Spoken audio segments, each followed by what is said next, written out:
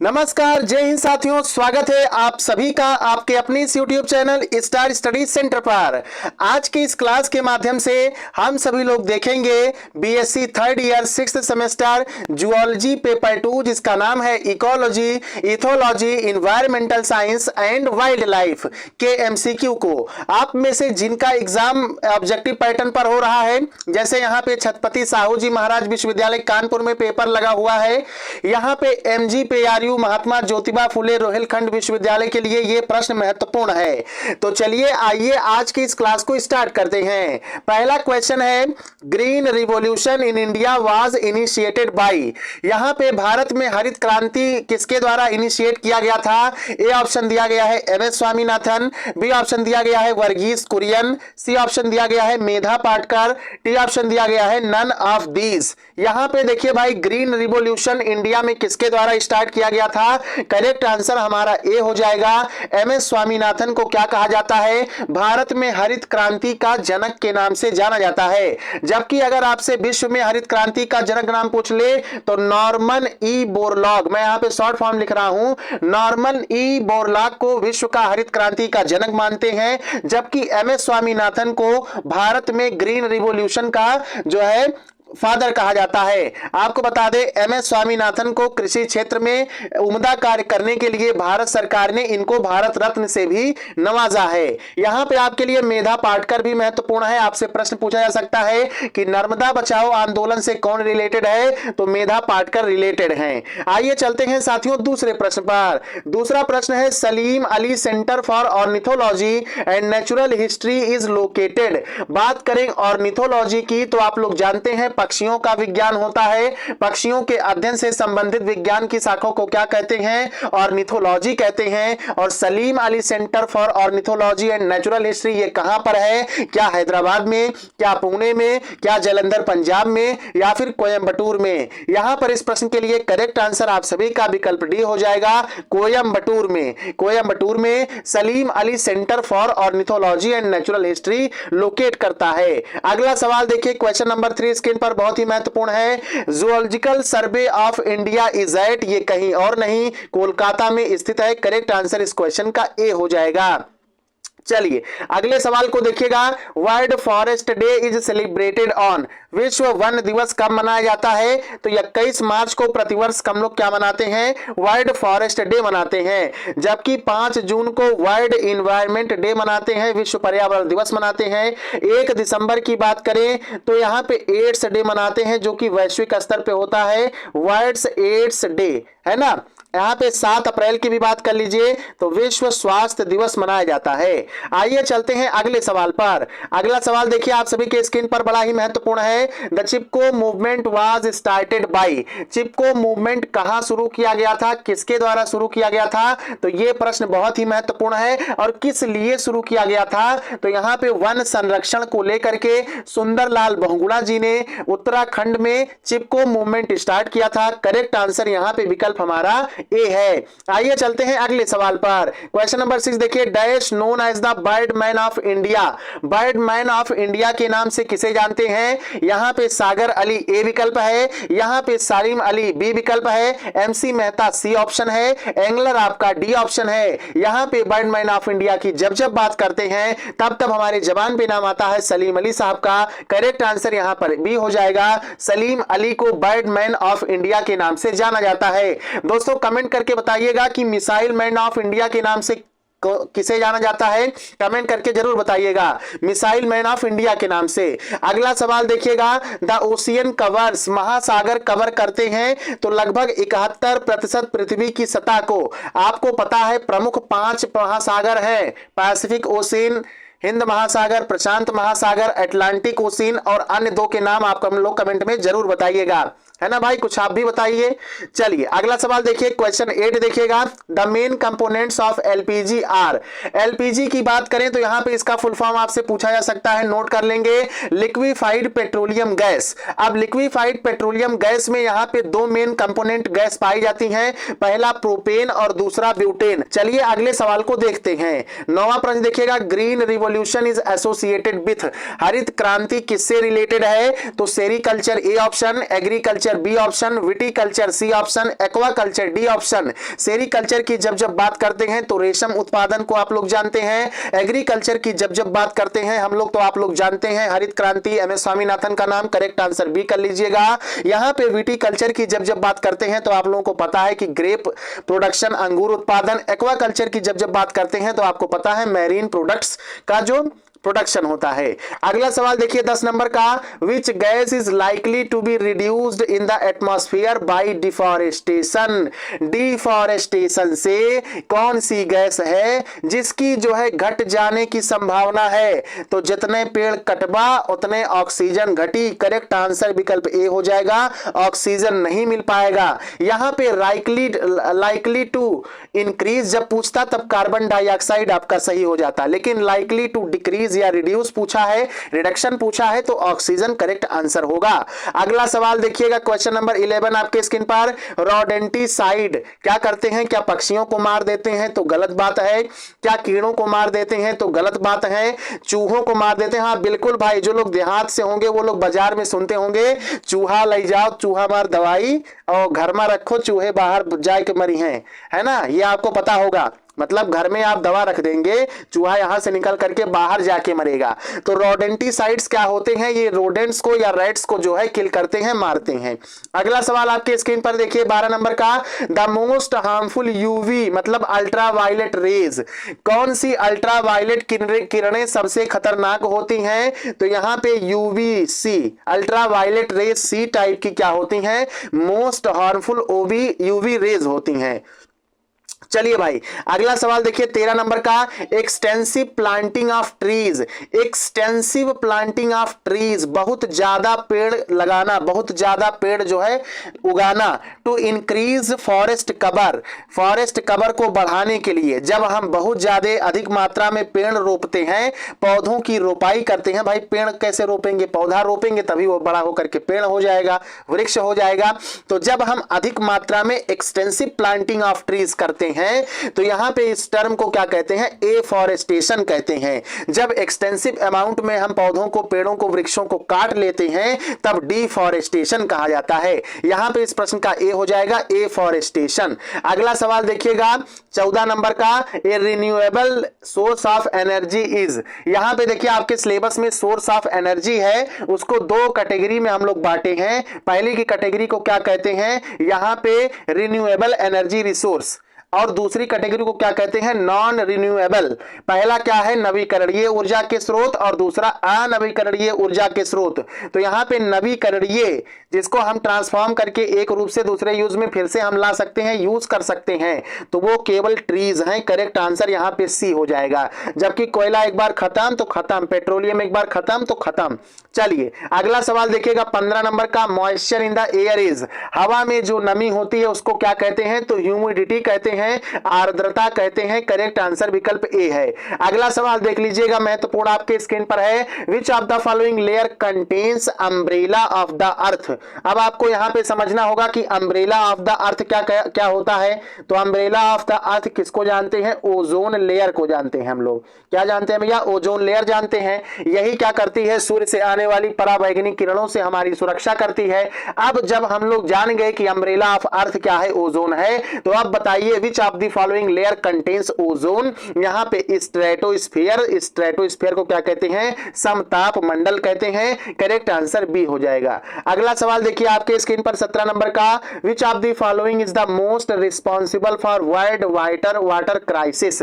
World water crisis के लिए निम्नलिखित में से सबसे अधिक जिम्मेदार कौन है? तो पॉपुलेशन ग्रोथ, बहुत ज्यादा पब्लिक बढ़ गई, पानी पी पी के सब खत्म हो गया। फ्लड्स, बाढ़, तो भाई बाढ़ तो कोई कारण नहीं है, बाढ़ से तो पानी एक्स्ट्रा हो जाएगा। डैम्स भी कोई कारण नहीं है। यहाँ पे सूखा करेक्ट आंसर हो जाएगा ए। जब पनिया सुखा जाएगा तो पियोगे कहां से? अभी आपने हाल ही में देखा इंडिया ने सिंधु जल समझौता स्थगित कर दिया। भाई बदमाशी करेंगे तो सजा मिलेगी, अब पीजिए पानी, है ना। चलिए अगला सवाल देखिएगा 18 नंबर का, the unit of total water content of the soil is known as. मान लीजिए ये रामू का खेत है, रामू के खेत की मिट्टी में जितने अमाउंट में पानी है भाई, मिट्टी में नमी होती है, तो नमी है जो पानी है अमाउंट में जितने, उस टोटल वाटर कंटेंट को किस नाम से जानते हैं? तो होलार्ड के नाम से जानते हैं। करेक्ट आंसर आपका विकल्प ए हो जाएगा। अगला सवाल देखिए 19 नंबर का, the complex network of interconnected food chains is called. Food chains का इंटरकनेक्टेड कॉम्प्लेक्स नेटवर्क होता है, उसको किस नाम से जानते हैं? तो फूड वेब के नाम से जानते हैं। करेक्ट आंसर विकल्प बी हो जाएगा। अगला सवाल देखिएगा 20 नंबर का, the area which is to which a species is biologically adapted to live. वह एरिया जिसमें कोई प्रजाति जैविक रूप से अनुकूलित हो जाती है रहने के लिए, उस एरिया को क्या कहते हैं? हैबिटाट कहते हैं। किसी भी जीव का प्राकृतिक आवास क्या कहलाता है? हैबिटाट कहलाता है। अगले सवाल को देखेंगे, करेक्ट आंसर क्या होगा बताइएगा। Ramsar convention, Ramsar convention refers to the conservation of. Ramsar convention किस कंजर्वेशन को रिफर करता है? तो यहाँ पे वेटलैंड्स, आर्द्र भूमि को संरक्षित करने के लिए। करेक्ट आंसर यहाँ पर सी हो जाएगा। आपसे सवाल पूछा जाता है वर्ल्ड वेटलैंड डे WWD कब मनाया जाता है? तो 2 फरवरी को प्रतिवर्ष मनाते हैं। यह महत्वपूर्ण है, आप लोगों को नोट कर लेना है, पूछा जाएगा। अगला सवाल देखिए साथियों क्या है 22 नंबर का, the animal which consumes decaying organic matter. मान लीजिए चिड़िया थी, चिड़िया को कैसे बनाते हैं भैया? चिड़िया को जो लीजेंड लोग हैं वो ऐसे कर देते हैं, ऐसे। ये चिड़िया है, तो जब ये चिड़िया मर जाती है तो इसको कौन कंज्यूम करता है? चिड़िया क्या है? ऑर्गेनिक मैटर है, डेड डिकेइंग ऑर्गेनिक मैटर है। जब मर जाएगी तो इसको क्या कहते हैं भाई? डेट्रीवोर्स खाते हैं, है ना। करेक्ट आंसर यहाँ पर विकल्प बी हो जाएगा। अगला सवाल देखिए क्या है, a set of organism that resemble. एक जीवों का पूरा सेट जो कि दिखता है one and other in appearance, one and other, यहाँ पे अनदर कर लीजिए। A set of organism that resemble one another in appearance, यानी ये है तो यह भी एक जैसा दिखेंगे दिखने में, यह भी एक जैसा दिखेंगे दिखने में, एंड बिहेवियर, दोनों का व्यवहार भी एक जैसा है। तो इसको क्या कहेंगे? इस नाम से जानेंगे, तो स्पीसीज के नाम से जानेंगे। जैसे कि यहाँ पे तितली की प्रजातियां, मानव की प्रजाति, है ना, इस प्रकार से। अगला देखिए यहाँ पे 23 नंबर के लिए आपका करेक्ट आंसर क्या होगा? ए होगा, स्पीसीज प्रजाति कहलाएंगे। अगला सवाल देखिएगा question number 24, the conversion of ammonia to nitrate. Ammonia से नाइट्रेट में परिवर्तन क्या कहलाता है? यहाँ पे नाइट्रिफिकेशन कहलाता है। करेक्ट आंसर आपका साथियों विकल्प सी हो जाएगा। आइए चलते हैं अगले सवाल पर। अगला सवाल देखिए 25 नंबर का, विच of the following is animal is not social. निम्नलिखित में से कौन सा प्राणी सोशल नहीं होता है? सोशल प्राणी होने का मतलब कि टर्माइट्स जो होते हैं यहाँ भी सोशल होते हैं, हनी बीज क्या होते हैं? सोशल होते हैं, आंट भी क्या होती हैं? चींटियां यहाँ भी सोशल होती हैं। देखे होंगे ऐसे एकदम बिल्कुल लाइन बना के, समाज बना के अपना चलती है। तो है चींटी समाज, है ना। यहाँ पे दीमक समाज, दीमक भी देखिए एक साथ लगते हैं, है ना। यहाँ पे हनी बीज मधुमक्खियों का भी पूरा छत्ता होता है, समाज बना के मधुमक्खियां भी रहती हैं। यहाँ पे हाउस फ्लाई करेक्ट आंसर होगा। हाउस फ्लाई क्या करते हैं भैया? ये जहां कहीं भी पाए जाते हैं, खेतों में भी पाए जाएंगे, खेतों में मलमूत्र पे भी पाए जाएंगे, यहाँ पे आपके भोजन में भी पहुंच जाते हैं। तो करेक्ट आंसर क्या होगा? विकल्प हमारा बी हो जाएगा, हाउस फ्लाई। ये कोई अपना झुंड बना के नहीं रहते हैं। आप लोग देखे होंगे कि यक्कू मक्खी अकेले उड़ती है और कई सारी मक्खी भी देखने को मिलती है, और नहीं उड़ेगी तो यक्को नहीं उड़ेगी, इस प्रकार से समझिए। तो ये सोशलाइजेशन है। अगला देखिए 26 नंबर का, in which of the following state Dudhwa national park is located. इन निम्नलिखित में से किस राज्य में दुधवा नेशनल पार्क लोकेट करता है? करेक्ट आंसर साथियों उत्तर प्रदेश है। उत्तर प्रदेश में लखीमपुर खीरी जनपद में दुधवा नेशनल पार्क है। अगला सवाल देखिएगा क्या पूछा है 27 नंबर का, in which of the following state Kanha national park is located. Kanha राष्ट्रीय उद्यान कहां पर है? तो मध्य प्रदेश में है। करेक्ट आंसर सी हो जाएगा। आपसे सवाल पूछा जाता है कि भारत के किस राज्य में सबसे ज्यादा नेशनल पार्क हैं? तो एमपी में है, लगभग 11 नेशनल पार्क्स हैं। चलिए अगला सवाल देखिएगा 28 नंबर का, the term ecology was given by. जो पद है, टर्म है इकोलॉजी, ये किसके द्वारा दिया गया था? तो अर्नेस्ट हैकल के द्वारा दिया गया था। करेक्ट आंसर इस क्वेश्चन का सी है। अगला सवाल देखेंगे आप लोगों के स्क्रीन पर है, क्या पूछा है भाई यहाँ पे देखिए 29 नंबर का सवाल, विच of the following involves trial and error learning. प्रयास करके गलती करके कौन सीखता है, कौन लर्निंग में शामिल है? तो करेक्ट आंसर सी हो जाएगा, ऑपरेंट कंडीशनिंग। करेक्ट आंसर इस क्वेश्चन का विकल्प सी हो जाएगा। अगला सवाल देखिएगा 30 नंबर का, human behaviour like other mammalian behaviour is determined by. मानव का व्यवहार अन्य जो है स्तनधारियों के व्यवहार की भांति ही किसके द्वारा डिटरमाइन होता है? मान लीजिए ये भैया गोलू है, गोलू को ये लड़का हो गया, है ना, तो अब ये लड़का क्या करेगा, कुछ चीजों को सीख करके जानेगा, व्यवहार करेगा, और कुछ ये गोलू का जीन्स इसके अंदर जाएगा। जैसे आप कहते हैं भैया तुम अपने पापा जैसे दिखते हो, कुछ लोग कहते हैं तुम अपने मम्मी जैसे दिखते हो, तो कुछ व्यवहार आपका मम्मी पापा जैसा रहता है, कुछ व्यवहार आप लोग सीख जाते हैं। तो यानी mixture of genes and learning. Correct answer यहाँ पर विकल्प बी हो जाएगा। अगला सवाल देखिएगा 31 नंबर का सवाल, Skinner box is used for the experiments in. Skinner box का उपयोग किस एक्सपेरिमेंट में करते हैं, तो ऑपरेंट कंडीशनिंग में करते हैं। करेक्ट आंसर यहाँ पर इस प्रश्न का बी हो जाएगा। अगला सवाल देखिएगा 32 नंबर का, chemical signals between individuals of the same species. मान लीजिए भाई ये यहाँ पे एक चींटी है, मैं ऐसे ही बना दे रहा हूँ ना, तो एक चींटी ये है, तो ये दोनों सेम स्पीसीज के हैं, तो यहाँ भी कुछ थोड़ा सा तनिक सा छिड़केगा, है ना, यहाँ भी थोड़ा थोड़ा छिड़केगा, यहाँ भी थोड़ा थोड़ा छिड़केगा, है ना, ऐसे ही सिग्नल देगा, तो ये दोनों क्या हो जाएंगे, ऐसे पास में आ जाएंगे, है ना, ऐसे पास में आ जाएंगे। तो सिग्नल जो भेजे जाते हैं केमिकल सिग्नल बिटवीन स्पीसीज क्या कहलाते हैं, फेरोमोन्स के नाम से पहचानते हैं। अब भाई फेरोमोन्स जब सिक्रीट होता है विदिन स्पीसीज में, तो ये मान लीजिए मेल है, ये मान लीजिए फीमेल है, तो जब ये लोग पास में आए तब आप लोग जानते हैं क्या होगा, तो यही जो है फेरोमोन सिक्रेट किया जाता है।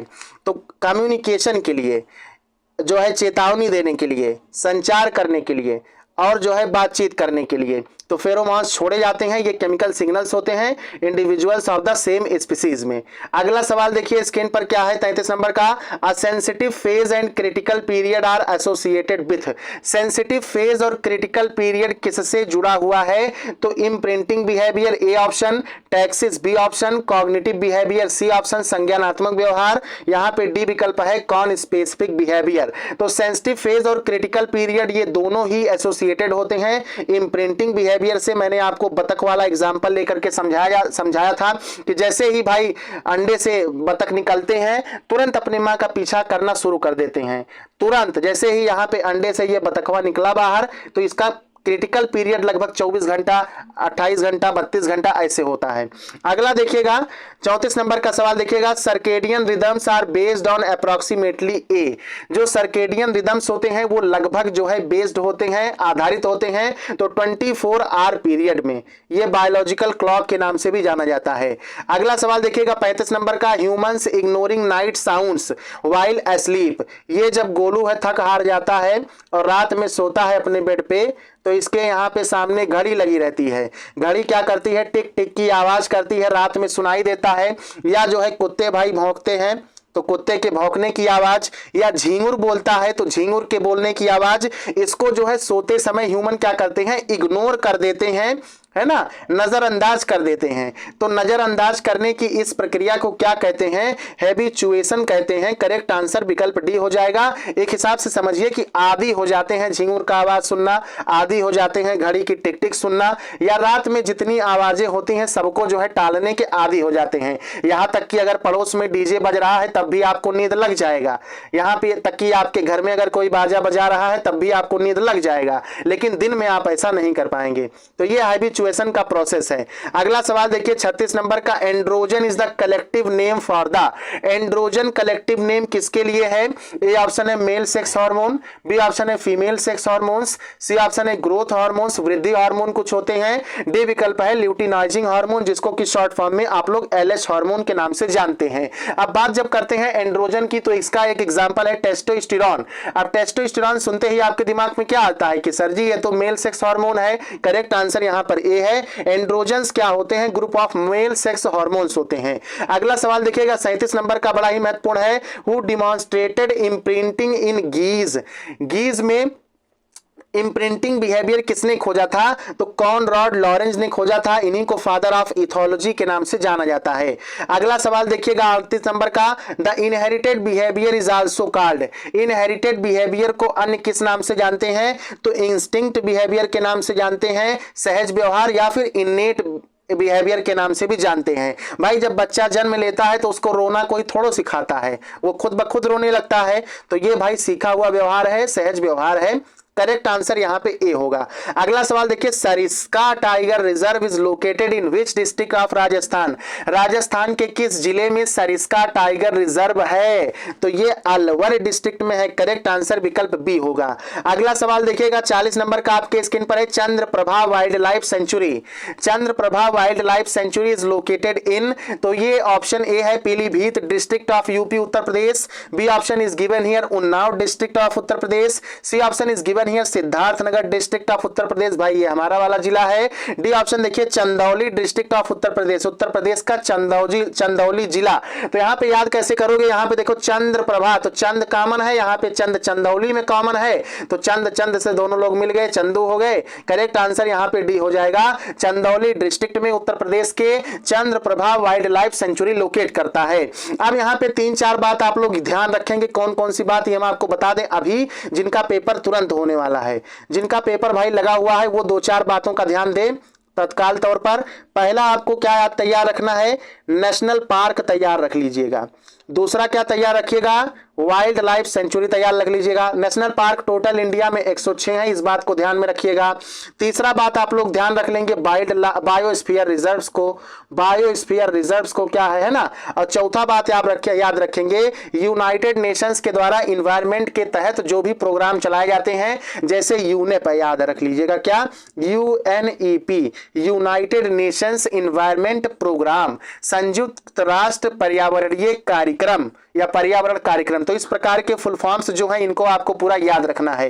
ये कुछ बेसिक बातें हैं जिनको अगर आप तैयार रखते हैं तो आपका एग्जाम बहुत अच्छा जाएगा।